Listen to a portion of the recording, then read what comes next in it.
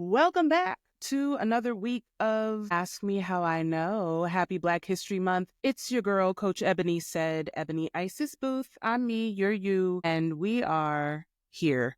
Wherever this episode has found you, I hope it has found you with easeful breath, an unclenched jaw, relaxed root, meaning unclench your butt cheeks, lower your shoulders, notice your breath, and just chill because it's been a month since I was here and pressed record, and holy shit, it's been a month. And I literally just had to give myself a pep talk to press record this time because this is how the inconsistency of episodes happens. This is exactly how it happens. Life was lifing. January 2025 was insane. Has February's energy shifted? Yes. However, I took a couple more days to just get back in my body. And, that's fine. There's no sponsors or anybody who was waiting on me. And I feel like most of my dedicated listeners are folks who would actually check on me or who have seen me online on Threads and maybe can infer some of the things that have been happening in my world, some of the challenges that have kept me just to myself. Also, I want to note that, in the care and keeping of myself and keeping to myself, that has largely been because I have really just been on my Miss Seeley sitting back watching to see what color the wall gonna be when some more shit gets thrown at it from what's happening in the administration and on the global stage. It has been a lot, almost disorienting to a point of system overload and shutdown on many days. Actually, some days that is exactly what has happened. And so it was like too overwhelming for me to try to pull one thing from the sky to tie down into a topic to research and expound on and to focus on, because it has been incredibly difficult for me to focus on anything as a result of all of the things, the retrograding planets, the parade of planets, the administration, inauguration, and some very huge personal hits that have just kept on coming in the past several weeks. So I won't go too much into the personal details of it all. I'm going to try my best to stay on topic with just a few things that are like, I don't know, what's on my mind, stuff I could talk about because I pressed record today. I'm realizing that I don't have to make up for any time. I'm giving myself grace to just say, I'm here. I have a little sugar-free Arnold Palmer situation that I made with a sage lavender tea and fresh lemon. So I'm going to be sipping on that and just kind of moving through my own thoughts and feelings and experiences about some of the things that I have been witnessing and experiencing in these past several weeks. So yeah, that's this week's episode. Here's where we're going to start. First of all, gratitude. Thank you. Second of all, grace for you and myself, because we are here.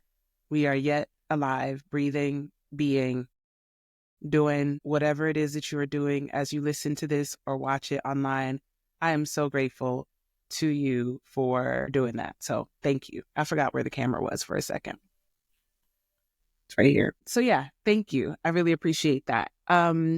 My first thing I want to shout out is I had a beautiful, compelling, productive, and generative VIP day with a woman named Lola Sachat, who is the reality priestess online on Threads and Instagram. But I came across her work on Threads, and back in like October, when I had first started really intentionally re-engaging with my coaching practice and the podcast and, jumping back in the saddle, so to speak.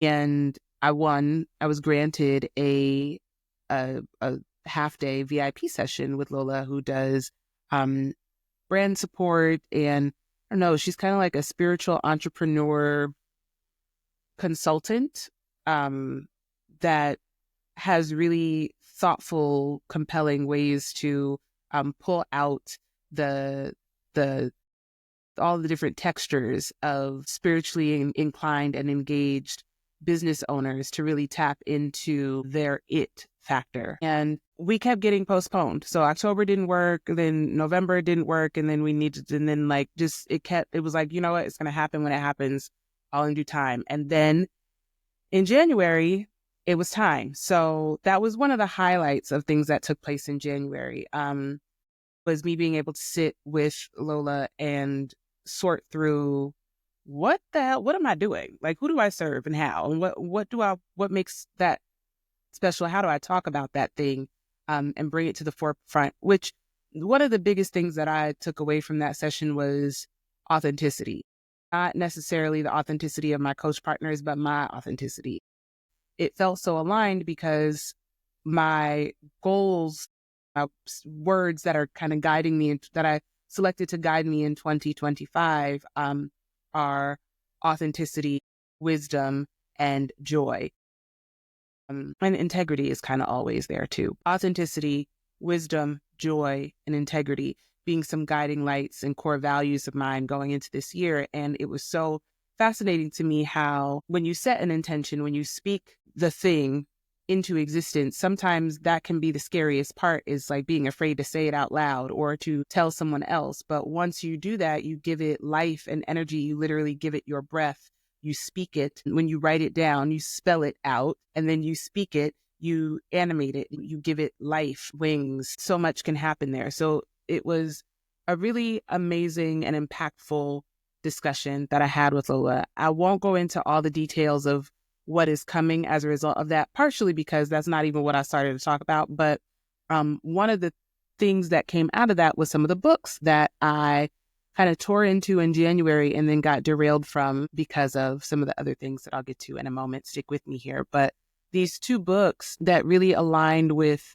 the conversation that I was having with Lola, what I want to do going forward with my coaching practice, really trying to get a handle on how to cut through the chaos of the current climate, how to focus, how to really reestablish myself and my practice in a way that feels aligned with my core values and mission, and also giving myself permission to check back in with that. I'm not the same me that I was in 2018 when I started Honeysuckle Creatives.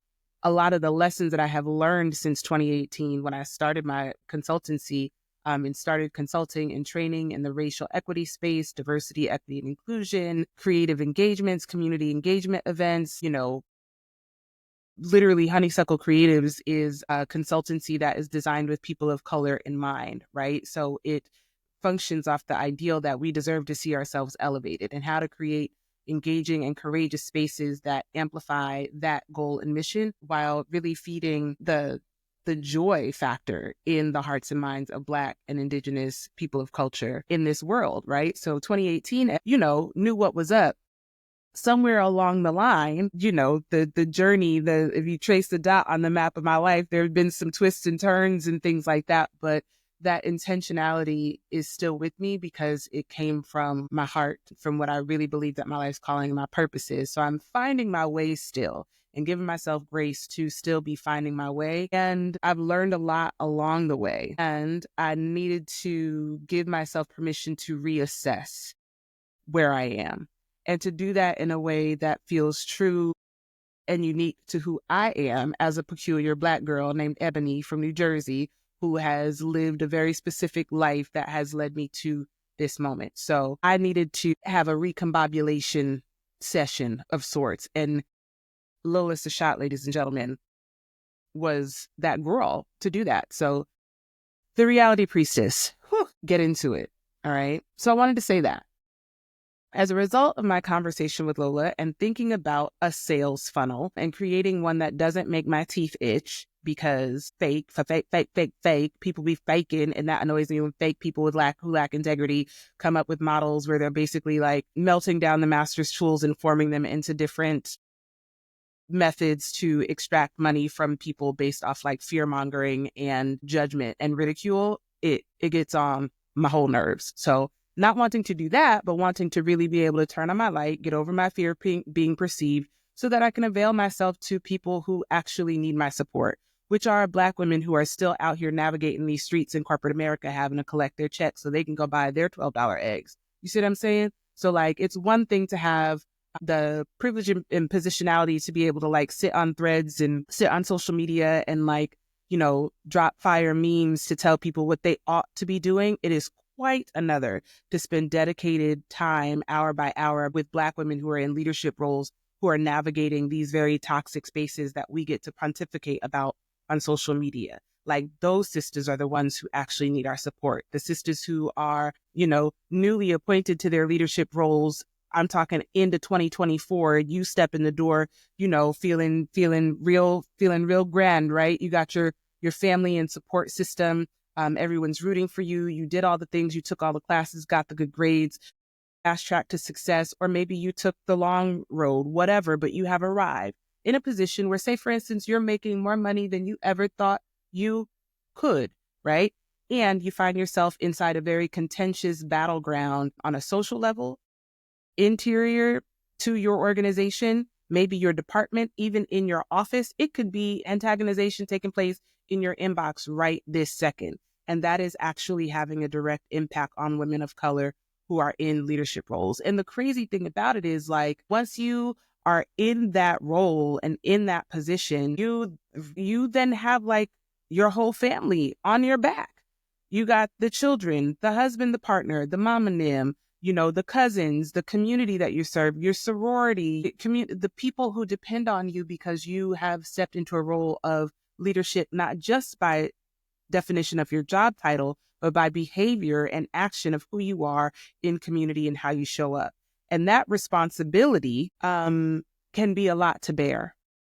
And then I'm not gonna preach about it, because I'm gonna save some of this content. But what I'm saying is, this conversation that I had with Lola really kind of helped me unlock being able to speak more freely about who I serve and how I do it. So you can have an executive leadership coach that looks like, Stanley or, Joan or whatever. Most professional coaches, certified professional coaches, are white women who are aged 50 to 75 years old. That is the majority demographic. I have said this before, I will say it again. The International Coaching Federation, which is the largest governing body of accreditation of certificate of that holds certifications with coaching, which is not a regulated industry. So you do not have to be certified in order to be a coach. I happen to hold 2 certifications, neither here nor there. But in order to be certified, you would go through this particular accrediting body. This accrediting body is guilty of the same DEI pump fake that we are railing against right now in the gestures wildly at the world. The world, Craig, the world. It's important for me to show up and coach Black women in very Black ways, in ways that are spirit-led, self-guided, compassionate, curious, and courageous, to help Black women come into a sense of awareness about what is what, where do I feel that in my body? I have a body, I'm in my body. What do I need? Oh my God, I have needs. You mean to tell me it's okay for me to need something and then I can express them to somebody with the agreement that that need will be met in ways that are also in alignment with who I say I am, so that I do not walk around in this world feeling like an imposter in an ill-fitting suit in every room I walk into? Yes, ma'am. That is what I do. It's what I do. I'm really fucking good at it. So it lights me up. It lights me up. It lights me up. And for a long time, I was not really feeling very lit up by it. I wasn't. But I had this conversation with Lola and it reignited some clarity around like what. And I'm excited that that happened in the midst of like an incredibly difficult January, like on a global scale, on a regional scale with the fires in California and the impact on the community that I am a part of with Coaching for Healing, Justice, and Liberation. Shout out to my fam at CHDL. From that to my literal family and the loss of my cousin Derek, less than 3 weeks later, and having a dear friend of mine pass away from having fought an 18-month-long battle with ovarian cancer. So that was January. At the same time that I was also in month 3 of the mystery and the conundrum and quandary that has been my dog Avery's stint with pancreatitis, and a devastating conversation with the vet that brought me down to like thinking about how we move forward with keeping him as comfortable as possible and just monitoring his quality of life to see what hard choices need to be made and how soon. January was wild. And because I'm a Capricorn rising, I still was like, yeah, Lola, let's have the call. Let's talk it through. I'm going to work on my business plan. Sure. Marketing, sales funnel. Let's go.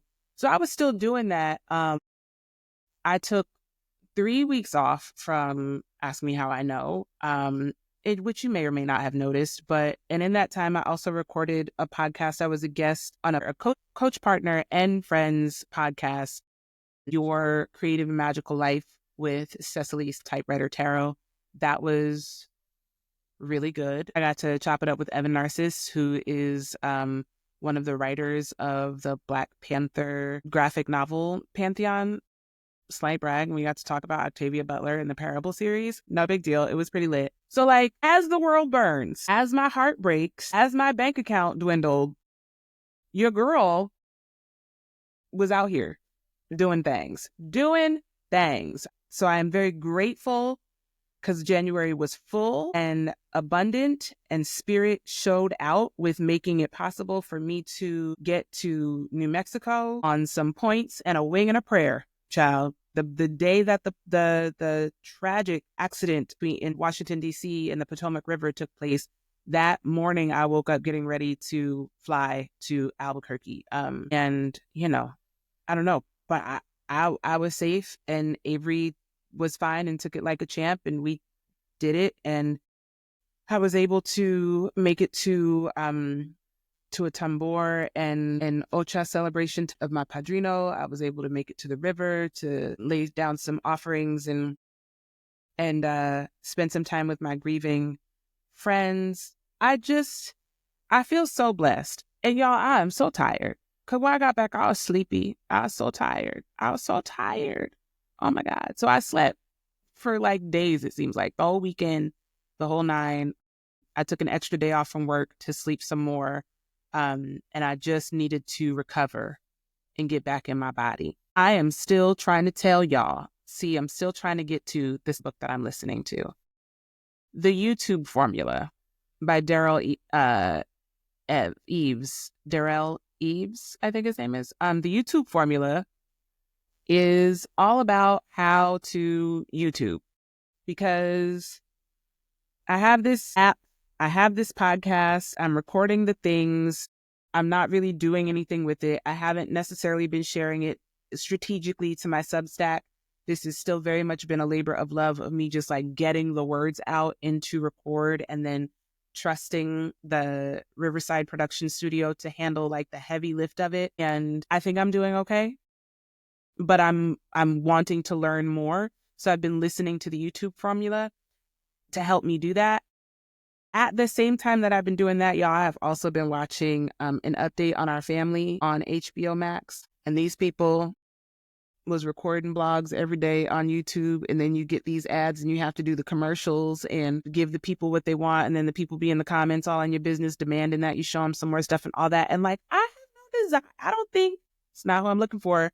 I don't want to be viral. I just want to be of service to the girls who get it. The girls who get it. And the girls who don't. But I'm going to stick it out and listen to the YouTube Formula. I'm taking some like editing courses that are going to help me with content for comms. And I am willfully bringing myself into thinking of ways that AI and tech and video and YouTube can help me to translate and transmit messages to folks who are on a similar wavelength energetically and will hear me. So it is for my personal practice, also for my jobby job, thinking about how we communicate in 2025 and beyond. So the next 3 to 5 years of communication, what will that look like? How will we do that? What is sacred? What are we gatekeeping? What are we sharing? How do we identify who our ideal audiences are and make sure that the message gets to them, and then filter out whatever fuck shit is on the back end, because you know that's going to come. I will say I have a tendency, like I said, to sit and watch, like Miss Seeley, waiting to see what color the wall gonna be as I watch people just kind of like clash in the comment sections and like post. Just everybody has so many opinions. My goodness, too many for me. Need small sip slow, small doses of opinions of a few folks who I tend to agree with, a couple of folks who I don't always agree with, some folks who make me just that rub against the edge of my own comfort, and folks who respectfully I don't agree with, but like have some kind of like value of entertainment, or just making sure that the right hand know what the left hand is doing. You know what I mean? Like we also have this the the I just want to keep my eye on some folks sometime. You know what I mean? And not in a parasocial way, but in like a pay the fuck attention, lock in kind of way. Like I see you kind of way. So yeah, there's that. That's what I'm reading or listening to. It's audiobooks all day. I was also reading Understanding an Afro... I'm all away from the microphone. Understanding an Afrocentric Worldview. I took it down. It's sitting over here on... this is a January... Understanding an Afrocentric Worldview. This is a January read by Linda James Myers that I had... I want to say I picked up this book in undergrad. Is it undergrad if you don't have a master's? I feel like one day I'm going to talk about my relationship to college and how many credits I have and why I feel like I gave myself my own fucking master's degree, but that day won't be today because I don't want to tussle with y'all about it. Anyway, Linda James Myers, Understanding an Afrocentric Worldview, Introduction to an Optimal Psychology. I think it was I don't remember what class it was associated with, but it was a book that I picked up at undergrad that I used for research for a paper, but I never really like read the whole thing, and it's a quick read. So I think I need to just kind of sit with it and revisit it and figure that out. So I pulled it out from off the shelf and I still haven't committed to it. But those are the things that I'm reading and listening to. I've also been watching a lot of TV. I've been watching a lot of TV lately, and that's fine. Sleeping, watching television, watching Paradise on Hulu, watching Abbott Elementary, comfort watching The Bernie Mac Show and The Equalizer with Queen Latifah. I don't know. They make me feel comfortable. These are things I'm watching. I watch Supreme Models on Netflix. It's also available on YouTube if you're into that. And it's great. That was wonderful. I have been struggling through Severance. This is not a review. It finally just got good. This last episode 4 of season 2 gave me a little bit of action where I'm like, all right, now somebody, is the revolution revolutioning, or what is the innies and the outies doing? So I was able to make it through a whole episode of Severance without falling asleep. That's what I did. I did not watch the Grammys. Congratulations, Beyonce. I am not currently making plans to budget for Cowboy Carter, but a lot can happen. A lot can happen in a couple of months. So we gonna let it do what it do. The girl, we went to Renaissance twice. Renaissance. We did it twice. And I feel like Cowboy Carter is soon. But I'm also like, I had never been to a Beyonce concert ever. I'd never seen Beyonce live before Renaissance in DC. And then I saw her again in New Orleans. And that was pretty lit. And I think that it might maybe cause me to go see her in Atlanta because it's only 3 hours away from Charlotte. So we'll see. Yeah. That's kind of high level what's been going on. One of the things I wrote down is I was going to talk about grief and the parallels of grief with my schnoodapoo. And I wanted to do that because I wanted to honor him, but I'm also not certain if my feelings will let me make it through this unscripted. So it might need to be something that I write about first before I say out loud. And I'm trying to find that and just kind of feel around for what I want to say about Avery James. Sir Avery James, my schnoodapoo that found me. I called up to Spirit and said I an adult male miniature schnauzer that I can rehome, that I can adopt. It was spring of 2021. I had looked at all the shelters in Albuquerque. All of the dogs were Chihuahuas and Pit Bulls. And I was like, I can't do neither. I can't cut it. I can't call it with a Chihuahua, and I'm not a pit bull kind of girl. I had never actually had my own pet. I had purchased a pet, gotten a puppy as a gift for an ex, and I grew up with a cockapoo named Star that was my grandfather's dog that was not friendly. I didn't want nothing to do with Star. So Avery was he's been my first pet.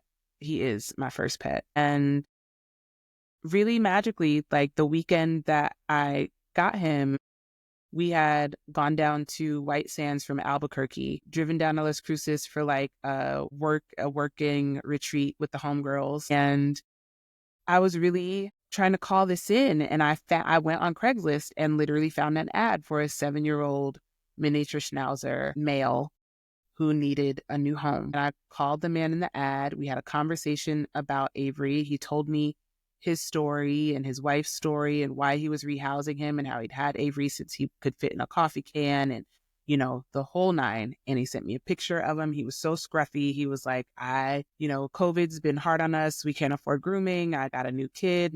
We had a new baby during the pandemic, and now she's about to turn 2, or right before the pandemic, she's about to turn 2. His wife was having some medical difficulties. They just couldn't keep him. He was like, I need someone who's going to commit to keeping him well groomed and taking good care of him because he really deserves that. And I was like, where y'all at? He's like, we're in Santa Fe. So from White Sands, we had to drive back north to Albuquerque and an hour past that to Santa Fe to go pick Avery up. And as soon as I met him, I knew that I was like, oh yeah, come with me. When I picked him up, the little girl was just kind of like, terrible twos all day long. And I don't think she really knew what was going on. I'm not sure what conversation they had with her about where Avery was going, but we were standing outside and, she was just rambunctious. She was really like rough with him, like handling him, pulling on his coat. She had like kicked him a couple of times, her little baby Crocs.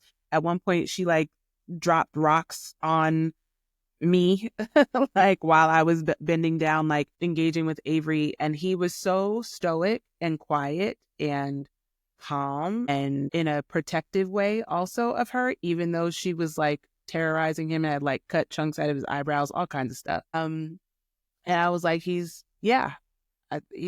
gonna take him. And the man gave him to me. He gave him to me. And we took him to Walmart and got him a bed and some food, and I brought him home. And he's never not been like my dude. You know what I mean? Like, that's my guy. That's my dog. Like, literally, the schnoodaput, a poot, Sir Avery James Booth.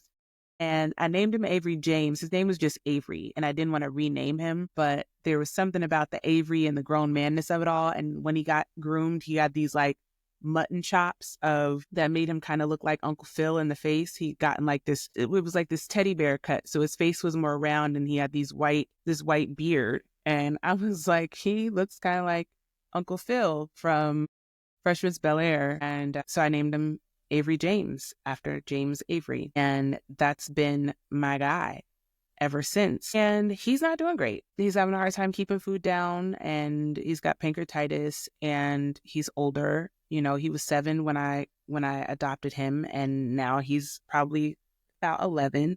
I don't know much about his previous medical history. He didn't come with like, papers or things like that. Like I said, the dude just like handed me the leash and was like, he's yours, you can take him. So, but the Schnoodapoo is having a hard time. And so this has been going on since October. It took until December to get a diagnosis and figure out what was actually going on.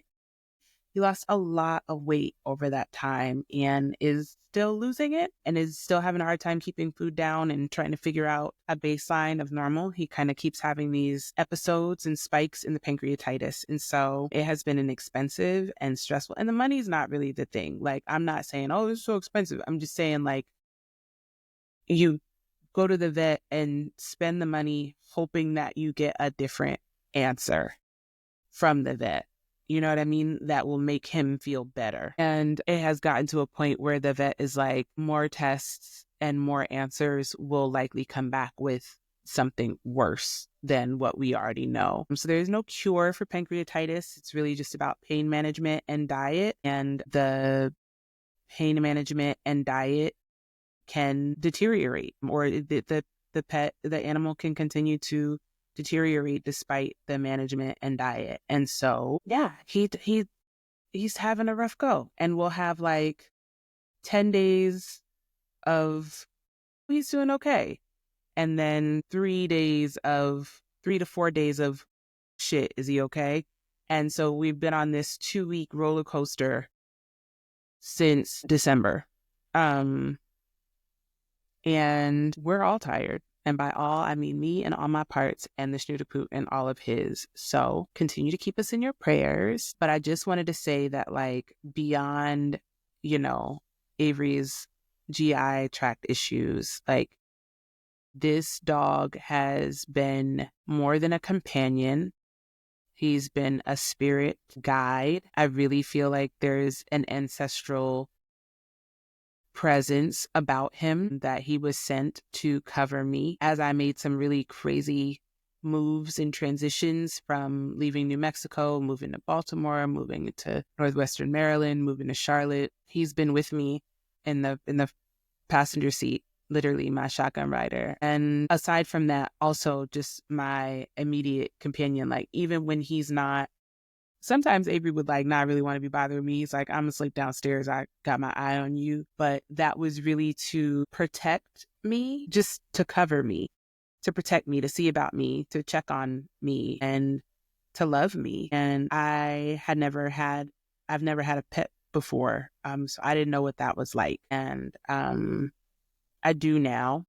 And I am never gonna forget it. I am deeply grateful and appreciative for it. It makes me so sad to see him get older, but I'm so grateful that I've been able to live this part of life with him, and I want him to continue to get better. And he's back there sleeping, curled up in a little ball on his sleepy time meds. But I don't know, it was just in my spirit where I was like, I want to talk about Avery on the pod. I just want to say how much I love him. People who have seen me talk about, like, oh my God, we're back in the ER. We're back at the, like, over the past month, I was like, oh my God, people are going to think, like, what is going on with this dog lady? And I'm like, I don't know. I feel like it's my job to keep him as comfortable as I can, and to just watch for signs that his quality of life is that he maintains dignity. You know what I mean? And doesn't have to suffer from my selfishness. So that is so heavy. It's really, really heavy. And I am preparing myself as much as possible to know that, like, I will have to make a decision soon if his condition continues to worsen. And before that happens, I wanted to acknowledge the reality of that, and also the hope, the grounded hope that I have. Like, I'm grounded and resolute that I will do what I have to do to take care of my dog, so that he knows how much I love him, and how grateful I am for him. And at the same time, I also don't have any control over this, and I don't want to throw up my hands and count him out. So I'm just like doing a lot of listening and watching, and listening and praying and watching, and giving him lots of love and cuddles, and just loving on him, So yeah, I guess that's what I wanted to say about the Schnooderpoot. I did all right getting through that, much better than I was about a week and a half ago, or like a month ago, or 2 weeks ago. So that's, yeah, or earlier today for that matter. It's a lot. And I've never done this before. So for those of you who are listening who have gone through something similar with your pets, I do want to hear how you, I think I do want to hear, I want to hear how you did it. I do. I'm open to hear how you managed your grief for the kind of love, because, they say that grief is evidence of love, right? It's like a equal and sometimes opposite representation of the inflation of the amount of love, the capacity of love that you have for someone or something. And in this case, for my dog. And I just said, how much I know that Avery loved me and felt love from him, and how much I love him. And this grief of knowing that will come to an end, perhaps sooner than I could have ever imagined, is like, I feel it like all through my body, but especially in my chest and up into the tightness in my throat, like a lump that wants to form, and grief, you know? I kind of have to let it envelop me at some point. And I'm not trying to prepare myself for it because I don't think it's something I can prepare for. But today, this is where it's sitting on my body. Today is in my chest and in my throat. And it's a tightness and a weight that it disturbs my sleep. It worries me. I worry almost constantly. And the more frequent the worry, the more urgent perhaps comes the choice to look at what the options are to alleviate his pain and discomfort. That's super hard. It's real hard. So yeah, but my schnauzer is the best schnauzer. Avery only barks at people he don't like and people he don't know when they come in the house. And that's his job. If Schnoodapoo barked at you, he didn't like you. I'm sorry to tell you that. He's just this sweet old dude. He's the resident house manager. You know, Avery needs a clipboard so he can walk around and make sure he's got everybody in the house in line. If there's more than one person in the house that he can't see where everybody is, he gonna walk around and corral and herd to make sure everybody. He loves it when everybody is in the same space and prefers it when we're all chilling. Don't like a lot of noise. No, they don't do a lot of bullshit and fussing, butts and making too much noise, but he gets it. You know, this baby loved a good treat, loved a little seasoned meat on his food, but that's how we got here with the pancreatitis because the stomach can't handle it. Terrible breath. Sweet, sweet spirit. Man, little southpaw begging trick that he does. Like, hey girl, can you give me some treats when you're up? Just, it's my dude. It's my dude. And my heart is just going to be broken for a while because it already is and it has been, and I haven't been talking about it. So I'm grateful for you giving me some time to talk about, or just look, I'm grateful to you for listening and grateful to myself for allowing myself to talk about the fact that my heart hurts already because my dog is sick and has been sick and is not getting better. And this is a reality of life that I have not had to experience yet. So first time for everything. And this shit fucking sucks so bad. So it kind of makes it hard to care about a lot of the stuff that strangers in the world are arguing about. Not about things like genocide and, basic human rights and things like that. But I mean, like, Kendrick Lamar's halftime performance. Like, it was for Black people. Y'all, it was for us. It was ours. All of this was for us. It was for the culture. It was for us. That's why everybody's so mad. That's why Drake is mad, walking around with bullet holes in his hoodie, looking sad. Like, that is the most that I don't even want to disrespect light-skinned people by saying that that's the most light-skinned shit ever. That's nuts. Okay? Like, that would be insane to even say that, because I mean, give me a picture of somebody who is doing too fucking much. That would be the one. It's just like, oh my God, you're so horny. But yeah, the halftime show was for us. I thought it was moving. I still get chills when I watch the people climb out of the car, at the dancers climbing out of the car at the top of the show. The Gaza, Sudan flag was absolutely a choreographed part of the set, and fuck yeah. If you watch it back on Apple, it was absolutely a choreographed part of the set, and fuck yeah. Kung Fu Kenny has really been hitting them 6 miles a day. Oof, am I right? Like, first of all, yes, thighs, I see you. Come on. Period, your boot cuts. That was great. The Celine jeans giving. I really love the Gloria Bomber and the lowercase a minor around his neck. That was fun. The pins on the hat. Yes, sir. Kendrick is going to give you simplistic style king. Okay. Know this. And the jewelry selections, superb. Peak Gemini shit. He's out here with an eye for fashion and selection of amazing stylists. So shout out to him. Shout out to Black women, always. Shout out to Serena Williams. I mean, also thigh game. What? Excuse me? Excuse me? She's so cute. She looked great. I love the blue lashes. It was great. I thought it was great. It was for Black people anyway. I'm not explaining any of the other subtleties or innuendos, because if it needs to be explained, then this is none of your business. That's all I got to say about that. I was going to go further in depth into the DEI lie. And I feel like I need to go to bed instead of doing that. And so that's what I'm going to do. And maybe next week I will talk a little bit more and gather my thoughts around the DEI conversation that has been taking place since the executive orders of 2025 rolled out. And I will say this as a preface before I get ready to go to bed. I'm curious about people who are new to the conversation about DEI, who have jumped on have watched the language of diversity, equity, and inclusion be co-opted and are now responding to DEI policies through the lens of the co-opted meaning, is kind of nonsensical to me. I need somebody to make it make sense as to why we're doing that, as if we don't know what it is and what it is not.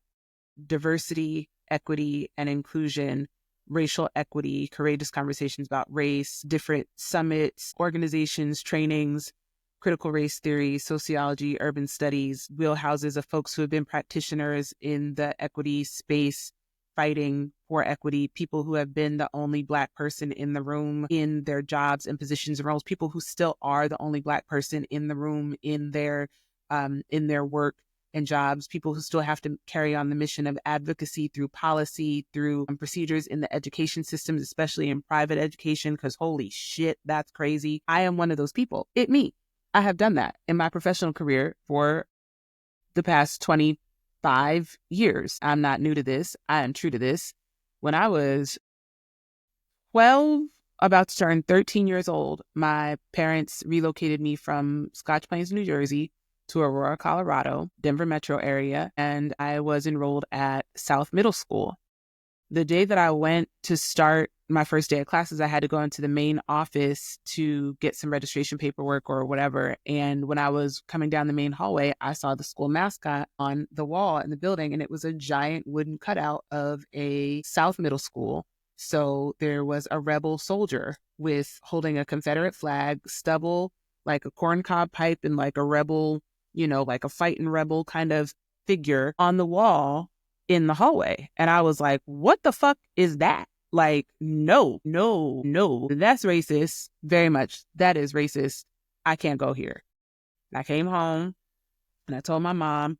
She said, well, Ebony, if you don't, we'll do something to change it. I was like, say less, sis. And so I changed it. I started a petition to change the school mascot.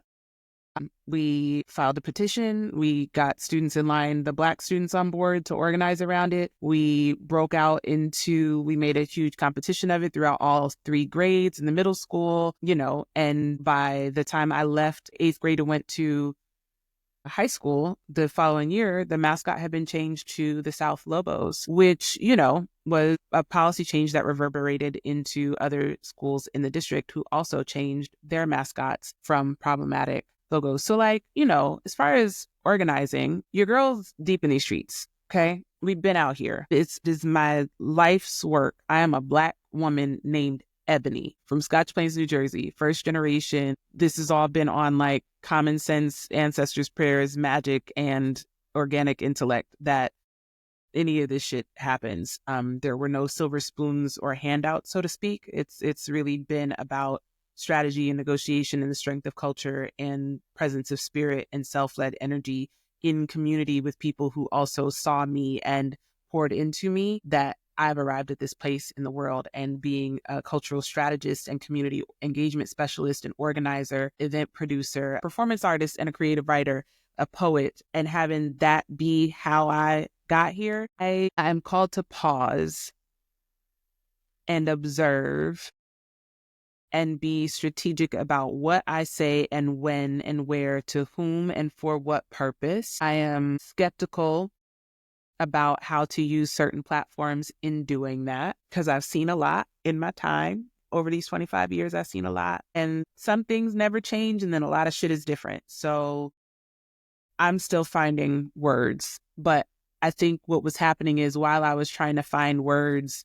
for the past couple of months, I forgot that I had made this commitment to, record this podcast every week and document my journey and my practice and speak life to the women who I wish to make to avail myself and my services to as professional and personal development coach for Black women executives who are in need of guidance that is spiritually informed and self-led in a way that honors all of your Blackness, all of yourself.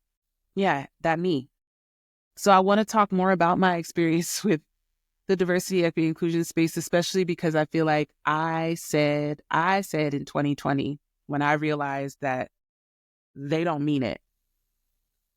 Okay. When it dawned on me, I was like, they don't mean any of this shit. The black squares, the mission statements, they don't mean any of it. And I knew they didn't mean it before then, but it was like, it became so nefarious at the point where they were like pretending to care and still like underhandedly, like just poisoning the roots of every seed that had been planted. I was like, this is not a safe space. It's not sustainable. I have to go. I got to get the fuck up out of here. And then went about the business being like, how do I now get the white gaze out of my business? And that took even more time. And then it was like, well, how do I remove whiteness from being central to my job and income and workflow? Because it's everywhere. How do I extract? So there's this period of fugitivity of trying to freeing myself from that. And then also being like, but I, in the spirit of Harriet Tubman, Ibaye, like, I got to go back and get the folks who are ready to leave. And then it's also like, Harriet would have shot a lot of you. You know what I'm saying? So like, I don't know. I'm struggling with that, but maybe I should write about it in my Substack because I haven't done that since January either. So I just wanted to come here and say there is a reason for my absence, and that has been that Auntie has been up against it. But before I go, I want to we got our first Ask Auntie last month, right before the break that I didn't know I was going to take.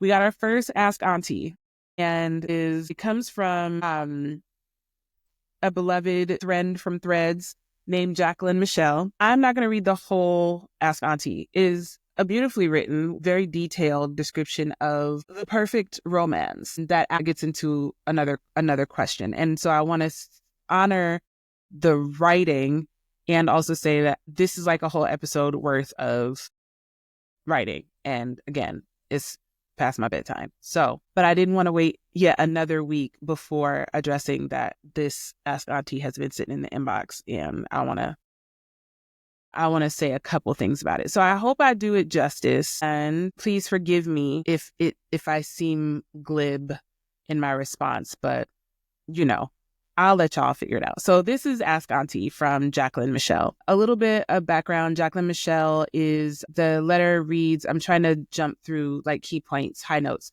I am a trans woman of 50 years. However, I've been living as my true self for 3 years. Before then, I lived as an openly proud Black bisexual man and advocate who did stand up and hosted gigs for the community. Okay. Jacqueline Michelle talks about how, to be clear, I'm fully against anyone living a DL lifestyle. That is to say, someone who believes that they are cisgender heterosexual and cheats on their significant other with someone of a different gender than the significant other. Cheating is cheating, and lying by omission is still lying. Can I get a amen? Thank you, Jacqueline. So at the time, Jacqueline meets Bruce. Jacqueline and Bruce had talked and connected easily. It was a very surreal experience for the both of them. They chatted and showed each other their most recent HIV tests. Jacqueline writes, I still to this day don't understand why more cishet people don't do this or go on PrEP. Y'all know these men folk cheat. If Jay-Z could cheat on Beyonce and more than one man, Halle Berry or any other celebrity get tested because it's not just DL men, I can assure you, go get tested, get on PrEP, and get 2 rapid HIV tests to bring on your date. And that link can get you she linked 2 rapid HIV tests that can get you 2 tests for free. I will put it in the show notes. They take 20 minutes for results, but make sure you ask to see his My Chart. That in and of itself is a whole word. Sister Jacqueline Michelle. And I want you to know that can and maybe will be an entire episode when we talk about sharing test results, consent and responsibility, and safety and protection, and actually slowing down. Like, slowing down the hustle of like, let's do this real fast so that you don't have too much time to think and, let me just stick the head in and then, oops, whatever. It's a whole mess. But it gets juicy. So this next part is suggestive in a sexual nature. So it's not suggestive. It's very romantic. You know what I mean? Like Bruce and Jacqueline Michelle have a wonderful, tender, loving tete-a-tete. Okay. She writes, I was beginning to feel the divine feminine and sacred masculine dance within me. There was no conflict. I had never felt so strong nor safe at the same time. It was an experience that was so profound. It restructured the way that I wanted to be with the person from then on. It was so freeing that I could not imagine not being this free or not have another person be this free with me still to this day. After a few hours, I went home, but a few hours, period, okay? After a few hours, I went home buzzing. My entire brain was literally vibrating and I felt so high. We always talked and shared fears and desires of certain things when we went to bed, but we always made time for each other just to be with each other. Believe what you're talking about is intimacy, and I'm here for it. So they dated for about 2 years. Bruce had to move to California. They reconnected almost a decade later, just last year, and caught up. Bruce was initially, taken aback by Jacqueline's transition, but was entirely too surprised because the quote from Bruce is, "Your ass is too cute to be on a boy anyway, period." Okay, you know what I'm saying? He loving the crew. So Bruce and Jacqueline Michelle are still friends. They want each other to be as happy as possible. But here's the question. I say all this to ask, have you ever thought about the gender roles we encompass in our love language, in our dating and lovemaking, in our spirituality guides or decisions? In our dating and lovemaking, in our spirituality guides our decisions. So how do gender roles that we encompass in our love language, in our dating and lovemaking, in our spirituality, how does that guide our decisions? How much of the masculine-based stands and social mores do you think you could abandon to find the man who can connect to you on a level in which he can abandon the self and become closer to the divine and give his divine self to you and not just the socialized masculinity standards that are present in society and culture? Well, first of all, that's not even the only question. There are like 4 more question marks. That is a big question. Okay. And also, yes, please, king me. I would like it. I would like to see it. I would like to see it. I think the more I love myself, the more I learn to love myself and to experience intimacy of my own self-inquiry and deep curiosity and genuine compassion and am calm and safe and at peace in myself, the only thing that I want anywhere in, near, or around me is energy that is aligned with that, where we fit together. That's what I'm looking for. I'm not really actively looking for it. I guess I'm looking for that in myself so that I can vibrate on a frequency that registers as resonance to a partner who is also willing to and curious about their own ability to tap into their divinity, right? From a place of whole self energy. I'm here for the balance of the divine masculine and feminine and how it exists within me and not being at war with myself about that. So I feel that it is possible to have that same attraction with a man. Now, what social mores or things about my love language am I willing to sacrifice or give up about that? I don't know that I would have to sacrifice anything. I think it's just a matter of being with it, being with my ability to communicate my needs and desires of a loving partner and to be in conscious relationship through agreements rather than expectations that are set by social standards. So that is what I am looking for. So Jacqueline Michelle goes on to write, so imagine if a Black man came into your life, experienced all of that, and abandoned the unnecessarily toxic traits of masculinity and abandoned the socialized one-dimensional view of women and institutionalized misogynoir to not only embrace the divine feminine within you, but to connect the divine feminine within himself and respect and love you and himself as whole entire being, and recognize the sacred feminine within you and recognize you in your entire self. That's what I just said, Jacqueline Michelle. That's what I want. I imagine that all the time. Every time I go to bed, every time I masturbate, every time I stand in front of the mirror and look at myself, when I look at myself in the shower, from the shower, and be like, that's the type of time I'm on. So yeah, I imagine that all the time. It's great. So, but thank you for putting words to it, because that lets me know that I'm on to something. So Jacqueline Michelle says, I definitely have seen too many people, be they men or women, be scared of soft masculinity to shelve the idea of the tough, bad, strong man holding a kitten for a man who loves soft as a kitten, will cuddle you with you and purr and knows where to place the body. I mean, come on, purr. I like a deep purr. Like a growl purr, like a lion's purr. I don't know. I just like the resonance. I like the way it feels in my eardrum. You know what I mean? It's something I enjoy. But I think I'm open to hear a soft kitten purr. I don't really like cats though. You know what I'm saying? I don't know. But I haven't experienced it, so I don't know. But I'm picking up what you're putting down. I'm also being a little bit naughty because I'm sleepy. But so this imaginary, we're creating them, we're conjuring this soft mask individual, but someone who knows where to place the body of the person that messed with you too many times without being caught, and can still make a flourless chocolate lava cake before nightfall. Now that part, sips it's my kind of carrying on. That's my kind of carrying on, and I'm gonna need that flourless chocolate cake before nightfall because Auntie gotta go to bed. But yeah, I love it. I joke with the Jacqueline Michelle writes, I joke with that last one because as we've seen from Omar from The Wire, gay doesn't mean soft. And from Moonlight, that tenderness can soothe the wildest of niggas out there, period. Okay. I'm a daughter of Oshun. Period. Okay. Period. Who is going to get Ogun out the forest? Me. I got it. He be all right. So how much of the heteronormativity within yourself will you be willing to examine of yourself and ask your potential mate to do the same? Well, she says, you can use my name, no problem. Well, thank you, because I said it 14,000 times. Love you, sis. I'm consistently rooting for you in all things. Thank you, Jacqueline Michelle. Wow. That last question. Thank you, Jacqueline Michelle, for this exquisitely written, very intriguing, delicious question from Ask Auntie.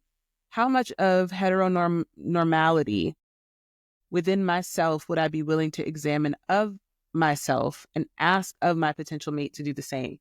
I think I want to say okay, fuck it. I think a lot. I really want to peg my partner. So there's that. That shit. I'm interested.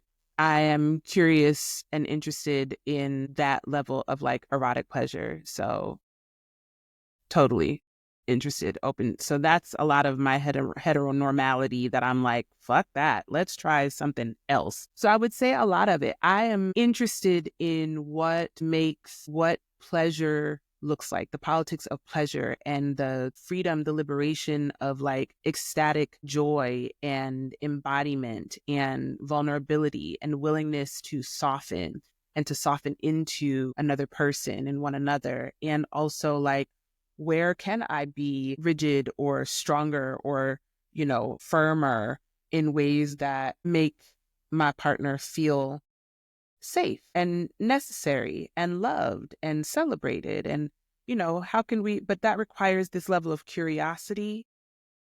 The curiosity be missing from so many of these conversations. These men, Lord, they just talk about themselves constantly, non-stop. They never ask you questions about yourself. They ask you one question that is the gateway, and then whatever you say, it could, whatever answer you answer doesn't matter because they're just going to start fucking talking and they're not going to stop. And that annoys me. So I think curiosity needs to come into the chat. Come on in the room, curiosity. But for me, I am genuinely curious. I want to ask those questions about what you like, what you don't like. When did you learn that you liked it? Have you ever done it before? How does that make you feel? Where do you feel that in your body? I guess one of the benefits of being a coach and also having done the level of like healing work and training that I've done around like somatics and healing informed modalities and, ancestral practices and intimacy and touch and, pleasure as like a radical act of resistance, joy, spreading love, I'm curious about what makes other people tick. And like, I'm going to ask those questions. I just don't want to do all of that work. I light up at the invitation to be asked those questions about myself. And that is something that sadly I have found lacking in many social settings and engagements. So I'm working on using my discernment to, see if perhaps my coy disposition of holding on to this heteronormal expectation that men should approach me, should express interest in me, should, court me. Like perhaps that is something that I am willing to step away from in the name of curiosity and furthering, creating more space for a greater depth of intimacy and vulnerability. But I got a feeling that the person that's for me is already going to have done that work and will be vibrating on a frequency that brings us together in a way that we're like buzzing, for hours after, child, like you and Bruce. Okay. So that's my answer. If you have juicy, juicy fucking questions that you would like to ask Auntie, the email is hello@ebonyisisbooth.com. Please send it my way. That was great. Okay, so we have the first Ask Auntie. I think next episode, we're going to talk more about the DEI lie. Maybe. I don't know. It's a soft spot. We'll see.